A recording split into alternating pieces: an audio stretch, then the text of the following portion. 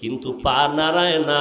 রহমতের নবী রানের উপরে মাথা মোবারক রেখে আছে, পা নাড়ায় না। বেয়াদবি হবে, নবীর ঘুম নষ্ট হবে। মায়ার নবী বিশ্রামে আছেন, হঠাৎ করে অজান্তে আবু বকরের কান্নার চোখের একটা ফোঁটা পানি নবীর উপরে পড়ে গেল। মায়ার নবী তাকায় দেখে আবু বকরের চোখে পানি। নবী বলেন, আবু বকর কি খবর? বলে, নবী এই হালাত। নবী জিহ্বার থেকে মোবারক থেকে লালা মোবারক নিয়ে একটু লাগায় দিলেন, সাথে সাথে বিষ পানি হয়ে গেল। গুহার ভেতরে ডুববেন, ওদিকে দুশমন আসতেছে। আল্লাহর নবী আল্লাহর উপরে ভরসা করে ঢুকে গেলেন গুহার ভেতরে। গুহার ভেতরে যাওয়ার পর দেখে পুরানো গর্ত, চতুর্পার্শ্বে ছিদ্র আর ছিদ্র। ওদিকে গুহার মুখ এত বড়, দুশমন আইসা যদি সামনে দাঁড়াইয়া একটু ভিতরে তাকায় আমগো দেখে ফেলবে। আবু বকর ভেতরে, নবীও ভেতরে। নবী এখন আরাম করবেন।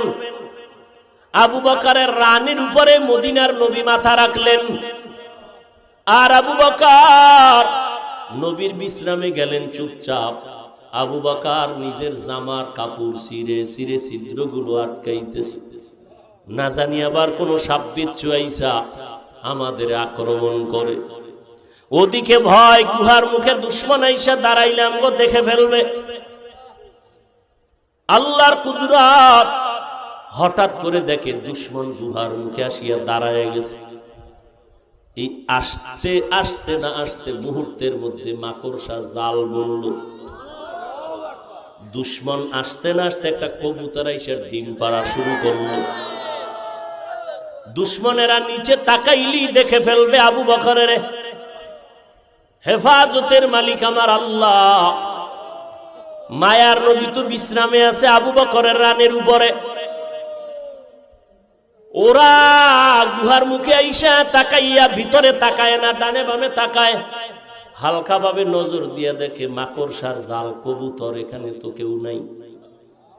এরা ওখান থেকে চলে গেল। আবু বকর চুপ করে বসে আছেন, গর্তগুলো জামার কাপড় দিয়ে আটকাইতেছেন। সিরে সিরে সিরে ছেড়ে আটকায় দেখে একটা ছিদ্র বন্ধ করার মতো কাপড় নাই।